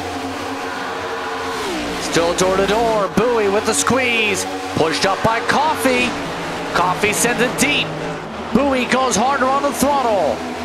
Both of them wiggle. Both of them bubble. It's Coffee to the point. These two have a little bit of history in 2026. They've come together before. I think back to Darlington in the battle for the win. These two got together. Remember that in the last 25 laps of this one. They'll go nose to tail for the time being. Meanwhile, further back, Alex Murray trying to be on the recovery train. William Owens has dropped all the way to 7th. Murray is up to 5th. trying to recover from that. Brandon Fetterplace works into the picture in third, looking for win number 1. Although it wouldn't count for points, he'd count it all the same. He goes to victory lane tonight, and he chases his Hero stablemate Brandon Bowie down into turn 3. Davis runs fourth. All of a sudden, a banner day for the Aero team. Charges there for many of these drivers, and right now as they rumble, the question will be, will the clean air last for Coffee, or will the long run come into play for someone like Bowie we've seen so many times this season? They all march their way down the back straightaway here, but keep in mind, you can just see how much that 51's not willing to move up here yet, not close enough to try the top. He's not losing a ton of time running the bottom in behind the tire tracks of Coffee either. That car is still able to rotate even in some dirty air and maintain time with the Coffee machine for now. Back to turn 1. Davis works up the racetrack. He wants some clean air in the late stages of this run. 21 to go. Murray trying to take advantage of him. Corey Moore, by the way, has dropped a couple spots. He drops one to Sanchez there. Highest we've seen Mark Sanchez tonight, up to 6th. But back to turn 3, the focus goes back up front. Coffee in the middle, right on the seam. Bowie on the blue and white line. Here comes the points leader. The battle's on for the lead as Fetterplace, Davis, and Murray all chase. Davis again, remember, had the speed at the end of the last run before the caution flag. He's going to have to pick up spots though, and Murray nearly got his fender. Had the lift, nearly pulling him back. 87 holds on to 4th for now, under 20 laps to work with. Murray's going to work up to the fence. This is where I more expected him to be. Off turn 4, close quarters up front to the inside. Bowie on Coffee for the lead with 19 to go. Coffee squeezes down. Bowie half a car length out front. Can he clear him all the way into 1? He can. Shades of Coffee. He'll throw the slide job. Coffee going to try to cross right to left. Not going to work. Power move. Brandon Bowie to the point. And is that all she wrote, or does the field have more to say for it? Back to turn 3 they go. Fetterplace is in this battle. So is Chris Davis. And so is Mark Sanchez. Welcome to the party. Where did Sanchez come from? He's not been a contender all night. Now the 29 at the right time is ready to shine brightly. There's a look at Murray. He got shuffled back to 6th here. We're going to try and keep to the outside for the top 5 at the least. Not getting the run he's looking for here. Sanchez better as now Fetterplace is over the rear end of the top 3. You wonder if this is raw speed, or is anybody up here saving with 18 to go? Is anybody trying to get anything else out of these Goodyear Eagles? Bowie certainly is 110% go. Fetterplace is as well. The question would be with Coffee, is he holding back anything just to maintain and have a little bit of long run speed at the end? That wiggle tells me no. Meanwhile, battle for 4th. Sanchez trying to get all the way to the 4th position. He's working on Chris Davis as Fetterplace tries to work on Coffee. Sanchez works up the hill just a little bit, and he's going to power to the inside. Something has come to life on that all-silver 29 late in this race. Murray going to try to follow him. 16 to go as Coffee starts to attack Bowie again for the lead. Coffee rolls outside, inside Bowie. Still no momentum being picked up, coming to 15 laps to go. Davis still trying to fight for 4th behind, but right now, Coffee needs to find something, anything to make up some inroads, because that inside line continues to charge. Just running the inside as the car behind's not been working, Dawson, to close up there late. The outside was the place to be early in the race. We talked about at the end of stage 1 how most of the leaders moved to the outside lane up against the safer barrier, and right now it is just not working. Brandon Bowie ran right in the tire tracks of Alex Coffey for the first part of this run. That's how he got to the back bumper and made the pass. So if you're Alex Coffey, perhaps you think about doing the same thing. Run the bottom in behind the 51 and just try to chase him down, although now he'll face a challenge. Here's Fetterplace to the inside, 14 to go. And if Fetterplace is able to make this happen, does he have the race car to go challenge his Aero teammate for the win in the All-Star race? He'll clear up, he'll throw it across the nose. Fetterplace to 2nd, and now it's Aero 1-2. Fetterplace, how sweet it would be to get this first win for the All-Star race for him. But Bowie looking to keep up the streak. He's had such a dominant effort in 2026. He's won the past 2 after all, with Texas and Watkins Glen in very different ways. Now tonight, He just needs to try and play defense and hope that Fetter Place doesn't get a run on him. Keep in mind, they're both in the same communications. Just about the entire Aero camp is together tonight, working united as one. Top three have built up a gap of nearly a full second with 12 laps to go in the GMD Janitorial All-Star Race. Well, now the question becomes, you're coming up to 10 to go. It's teammates up front. You mentioned being able to communicate. If you're Brandon Fetterplace, how much are you willing to do to put it on the line to get a win in 2026? We talked about the season he's had, but it just isn't the same without a checkered flag, and he's got it right in front of him now. He can almost taste a trip to victory lane. Can he get it tonight, and what would he be willing to do to get it, knowing there's no points on the line? He's still about 2 car lengths back of his teammate, 11 laps to go, trying to keep up. But from there, what do you possibly do to a teammate to win the All-Star race? We've seen wild third things happen with 10 to go coming up. Fetter Place may have to get very wild after this. 10 laps to go coming up from Charlotte Motor Speedway. The 51 continues to hold the pace. He's led now 25 laps tonight. Will Fetter Place go for any sort of lunge soon? He's slowly gaining. Not enough to make a send though. Those small little margins here are the small difference that may come in late.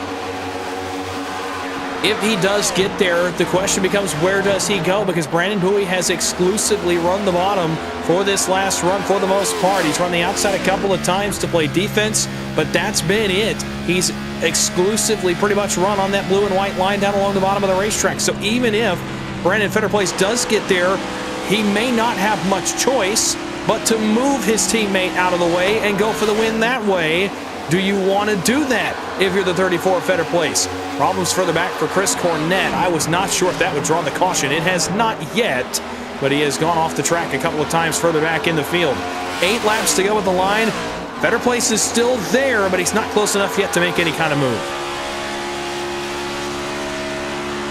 Just sort of playing the game of will he, won't they, will they do something, anything gonna happen here? A lot gonna happen pretty soon, or has to if you're the 34.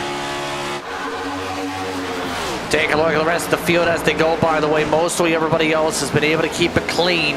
So we have 18 cars remaining to close out the All-Star race. Now with 7 to go, Coffey's tires have fallen off. Davis has fallen off. Everyone's dropped back on the tempo. Just not long enough of a run for long run cars to really come into play, and I think that's where Brandon Fetterplace is probably going to look up and say, man, I wish I just had about 20, 25 more laps and probably would be in a better spot, because we saw how earlier in the race that car is so good on a long run. He's keeping up right now. In fact, he's cut about a car length off of it. So hold that thought. He's back to within about a car length of Brandon Bowie. If he had about 20 more laps, I think this would be Fetter Place's race to lose. And how good that car's been. But here he comes. He closes up. He's within a car length, and I believe we're in battle for it. Bowie half spins. Fetter Place around the outside. He's got the lead, and now Bowie's has to be the one on offense with coming to 5 laps to go. This gets interesting now. Fetter Place looking for his first win of the year. He's been a driver consistent on points, but never the one up top. Topping off Hanso's company replay as Bowie did a rare mistake off a 2. What happened?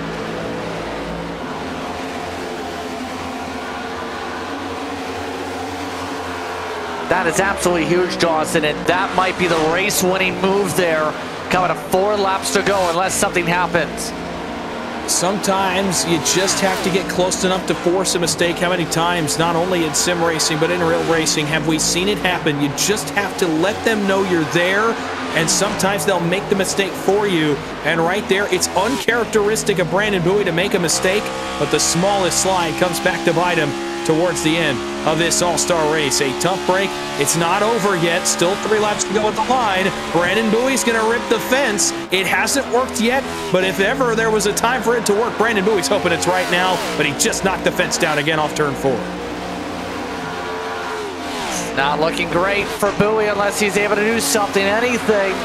Under 3 laps to go, he'll take to the inside. Better place up high side. Lap traffic shouldn't be a factor either. Cornette's about 20 car lengths up ahead of this.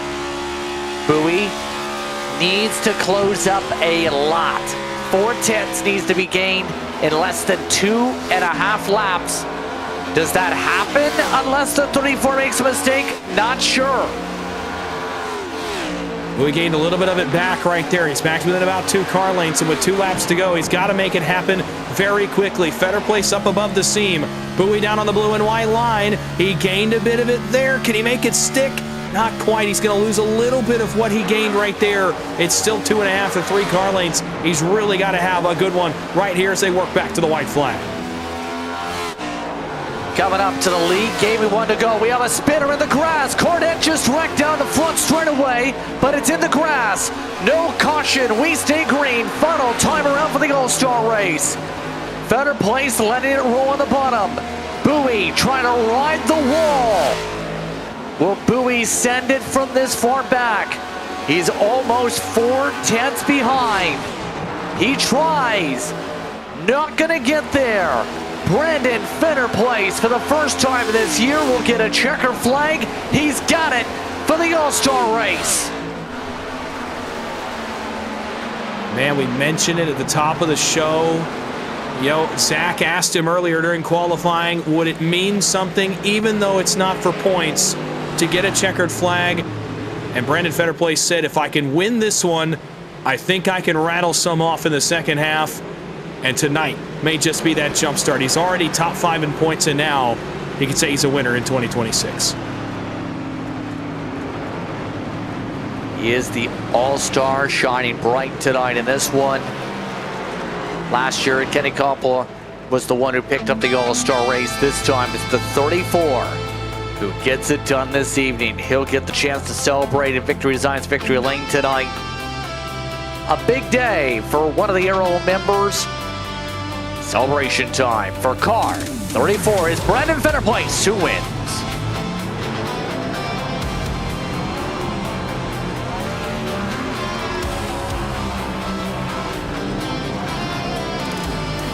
It's going to be a popular win here because he's been one of the cleanest drivers and one of the more respectful drivers all season. For what we've seen, Dawson, a lot of congrats coming up for the field with knowing this is big for him. Well, and I think to your point right there, JP, the number of drivers that came up to even give him a bump, a little, one of those little nudges on the cool-down lap. You saw Alex Coffey was one of them. See the amount of drivers congratulating him. It's a popular win. It's a feel-good win. It's a big win for Fetterplace, and one that could very well vault him into true championship contender status if he wasn't there already.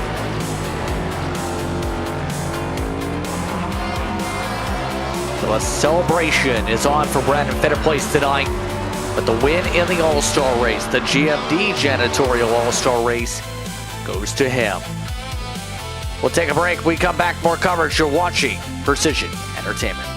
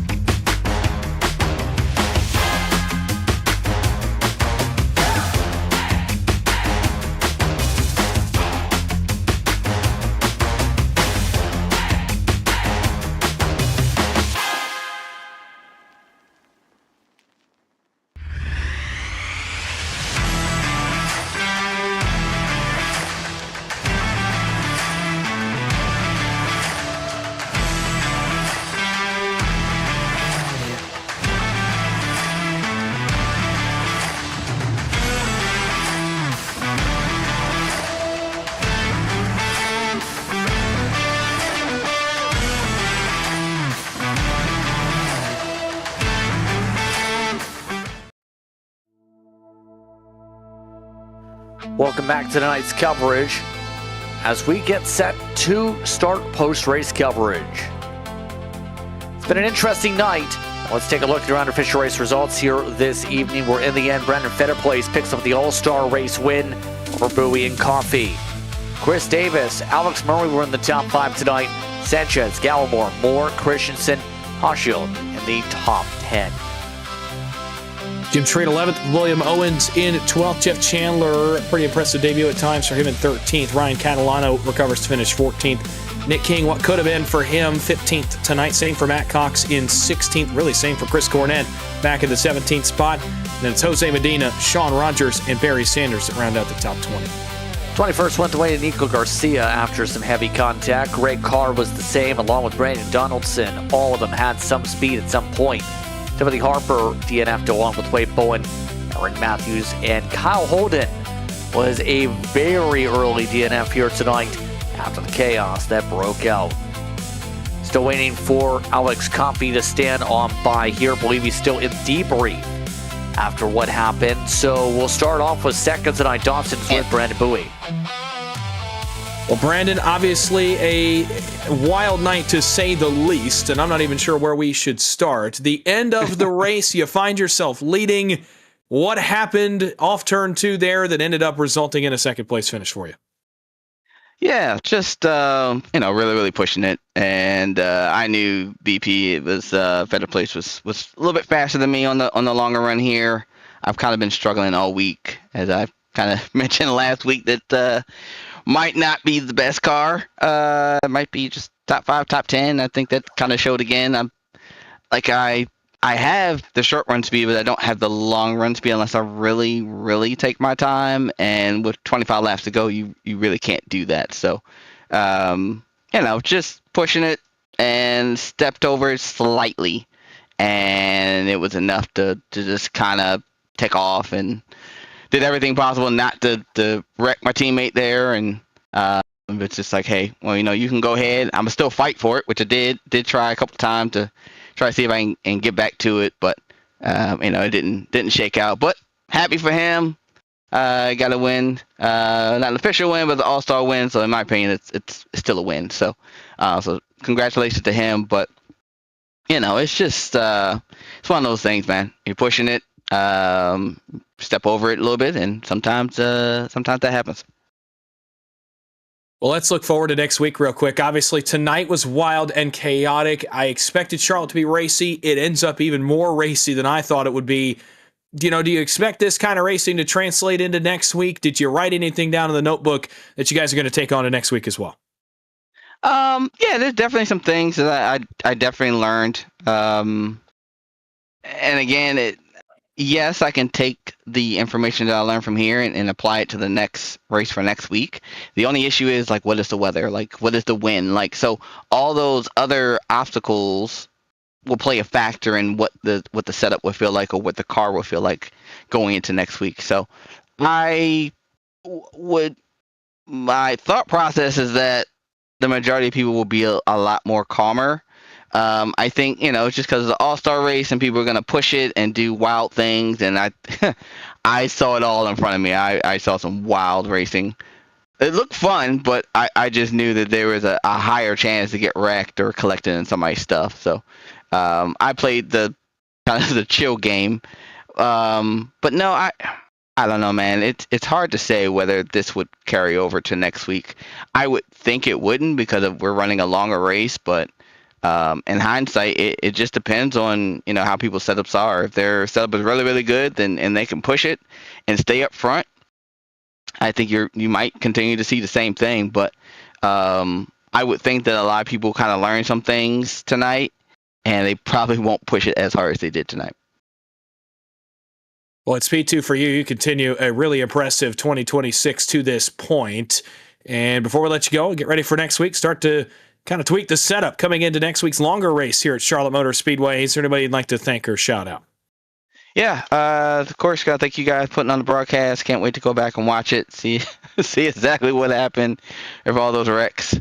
I got to thank Setup Shop Premier Racing. Again, provided another great setup. I mean, finishing 1-2. actually, I think I'm 124. Actually, I believe so. But another setup that unfortunately not best for me because I'm still trying to understand and learn. But obviously, you see it's fast. I mean, BP was fast all night. So, shout out to them. Shout out to the league itself, the competitors for showing up. I know it's an all-star race. Everybody doesn't really like all-star races, but them showing up definitely provided definitely an entertaining race. Mamacita Sports Foundation, check them out. It's Kobe Bryant's foundation he got going on, or had going on, I'm sorry, which is still going on. So check them out. Gotta thank, I always forget, I gotta thank Nico Garcia, another teammate of mine, for making my paint scheme. My paint scheme, especially today, was really, really looking good when I kind of peeked at the broadcast a little bit. So shout out to him on that, family. And I think that's about it. Brandon, thanks for the time. Congrats on the second place finish tonight in the All-Star race, and we'll see you next week for a longer one here at Charlotte. All right. Thanks, Dawson. It's Brandon Bowie coming away second tonight. We do have Alex Coffey now lined up. He's with Zach. Yeah, thank you, JP. Standing here next to Alex Coffey in the number 54 machine. Alex, you come away with a P3 finish. Obviously, you were up front for most of the evening, leading plenty of laps. How'd the car feel, and what are your thoughts? I felt like we had a rocket ship under us for the first portion of the race. I mean, really everything except that last run. I don't really know what happened, but we fell off a cliff in the last run. But other than that, the rest of the race, I felt pretty dialed in. So I'm not sure what happened there last run, but happens sometimes. I mean, obviously, besides the last run there, you now know what to expect for next week's race. What are some of those key takeaways, and what are you guys going to work on the dig side of things? Probably go to work on a little more long run pace. Our short run pace, I feel like, was by far the best out of anybody, but we got to find some long run pace a little bit. And that could have been just because our short run pace was good. We could have used up a lot of tires having that pace. So I don't know, just put some laps in and see where we can improve our entire run, because we definitely have a good car. We just got to get it a little more dialed in, I think. I mean, obviously, plenty of fun stuff going on tonight with the qualifying. Now we got into that race. I mean, what were your overall thoughts on the qualifying run, and what are you looking forward to for the rest of the season? Yeah, I really liked the qualifying. It was something different. It's always fun to do something different, and y'all to get to cover single car qualifying like that's pretty cool. Everybody gets their own spotlight for a few minutes or however long it takes, and just looking forward to the rest of the season. Hopefully we can get the monkey off our back. I feel like I've had a few good finishes in a row where I haven't got destroyed, so we'll just try to keep that going, and we'll put it in victory lane eventually, hopefully. Anyone you want to thank tonight?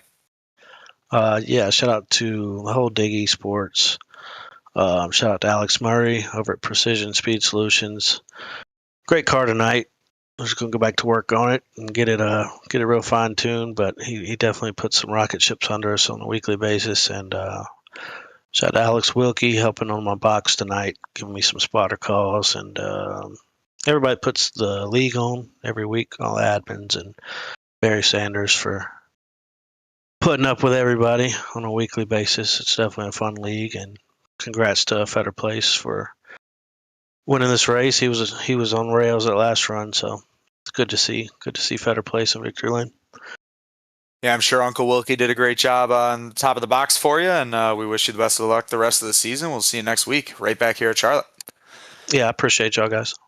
Yep, thank you. We'll see you next week. That was Alex Coffey, number 54 machine, coming away P3. Alex Coffey, third spot, but Victory Designs, Victory Lane went the way of one Brandon Fetter Place. He is in what you would call the better place, the top of the board tonight, Brandon. How does it feel to be the winner of the All-Star race? I'm exhausted. That was that was quite the race, man. That was a really hard race in this race, and wow, I'm pretty excited, to say the least. Talk us through what was going in your mind battling with your teammate and Brandon Bowie up for the race lead and then seeing him step out like that to give you the lead? You know, he's a good friend of mine. You know, we've raced around each other quite a bit. I've finished second to him all the time. And you know what? I really like beating him. I mean, everything that I can, you know, just to finally get past him and finally beat him. It's just, man, it feels great. So now the big thing is, how do you carry this momentum to the very long race, likely for next week? Well, I feel pretty good about next week, or the next race. Just, I really enjoy Charlotte. I really enjoy racing here. And our setup this week is, it's definitely got some speed behind it. I wasn't very good on the short run, but it seemed like the longer that the laps went, the faster I got. So that makes me feel really good for, you know, this upcoming really long race. So, you know, hopefully we can continue this and, you know, go get us a real win. Any shout-out you'd like to give here tonight? First and foremost, thanks to Team Aero and Barry Sanders for having me on the team. Then all my teammates. Thanks to Premier Setup Shop for the really fast setups that we get every week. Thanks to y'all for the broadcast, everyone that watches, all the league sponsors, everyone who makes this happen every week. And we'll go try and get them next week. Well, congratulations once again, Brandon, on the victory. Thank you. I appreciate it. That's Brandon Fetterplace from Victory Designs Victory Lane, your winner of the GMD Janitorial All-Star Race. Remember, the next time for this respective series, we are racing 200 laps here at Charlotte Motor Speedway a week from now. We'll see that next Wednesday, May the 27th, at 8 p.m. start time. Be sure to tune in here on Precision Entertainment. On that note, though, it's just about time to finish things up, but first let's head off over towards us, because Dawson, tonight was definitely an attrition-filled one for the All-Star race. A lot happened in terms of incidents, strategy, intrigue, but in the end, Better Place proved that being able to keep yourself out of trouble while having speed is a good thing. Yeah, personally, some of my favorite racing moments that I've gotten to call were in this race. Just how crazy that it was, lap after lap at times, both at the beginning of this race and towards the end of it as well. And really, it became simplification down the stretch where two guys went at it for the win. And how many times in this track's legendary history has it been 1v1, mano-a-mano for the win, whether in the All-Star race or otherwise? You know, my mind goes to races like 2007, 2013, All-Star races where we simplified the race at the end. Yeah, it may have had some attrition, but at the end of the day, it was just one guy against one guy for the victory. And Brandon Fetterplace gets what I would call a well-earned win tonight, in the fact that he has put himself in position every single week for this to happen at some point. For one to finally fall his way. He's finished top 5 week after week, top 10 week after week, captured stage points. He's done everything he needed to do except capture a checkered flag. It was going to happen. It was bound to happen. And tonight it did happen. A big win for Brandon Fetterplace, and one that likely jumpstarts his second half. It's going to be interesting in turn how things go the rest of the way, but we still have a lot more action to go. With that in mind, it's just about time to say goodnight for tonight's competition and action. Part of the Moonshiners Racing League and the GMD Janitorial Cup Series here this evening. As we get ourselves rolled out here, want to get the words as well to Zach. Zach, your final thoughts before we say goodbye fully. I mean, I'll keep this short and sweet. It's a little past my bedtime here in Charlotte, but I mean, overall, I had a lot of fun. I think the coolest part, obviously, with that qualifying earlier on, and appreciate all the drivers for letting me talk to them and make it fun for everyone at home. And shout out to you guys for getting to do this every week. So we'll see you next week. We're right back here at Charlotte. Absolutely. On that note, it's time to say goodbye fully for tonight's coverage. I'd like to thank everyone for tuning in for this evening's festivities for the All-Star Race. For Zach Case, for producer Ryan Bauer, for Dawson Wise, I'm Justin Prince saying so long. Enjoy the rest of your evening. You've been watching tonight's coverage of the GMD Janitorial Cup Series and its All-Star Race. We'll see you next time from here, Charlotte Motor Speedway, next week.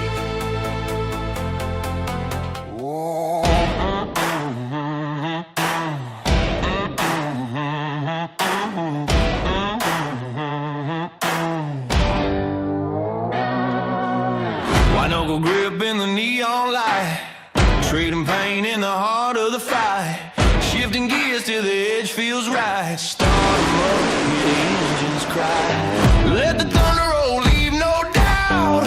All or nothing when the checkers come out. Doors beating doors in an all-out fight. This is a Moonshiners Wednesday night. Wednesday night! Legends born in the heat of the fight. Trading pain under stadium lights. Racing roots run deep here. We're racing on a Moonshiners Wednesday night.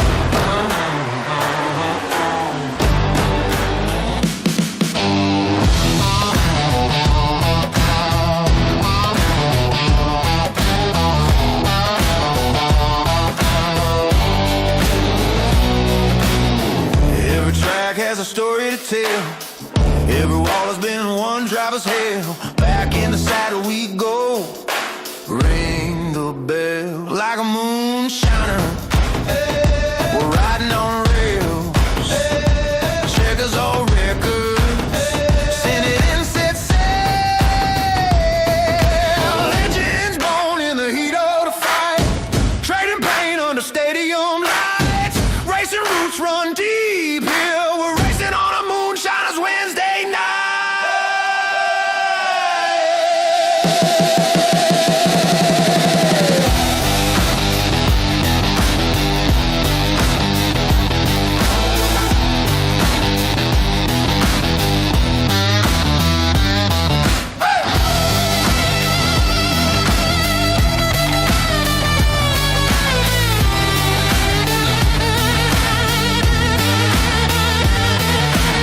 This is a Moonshiners Wednesday night. This is a Moonshiners Wednesday night. This is a Moonshiners Wednesday night. Oh. This is a Moonshiners Wednesday night.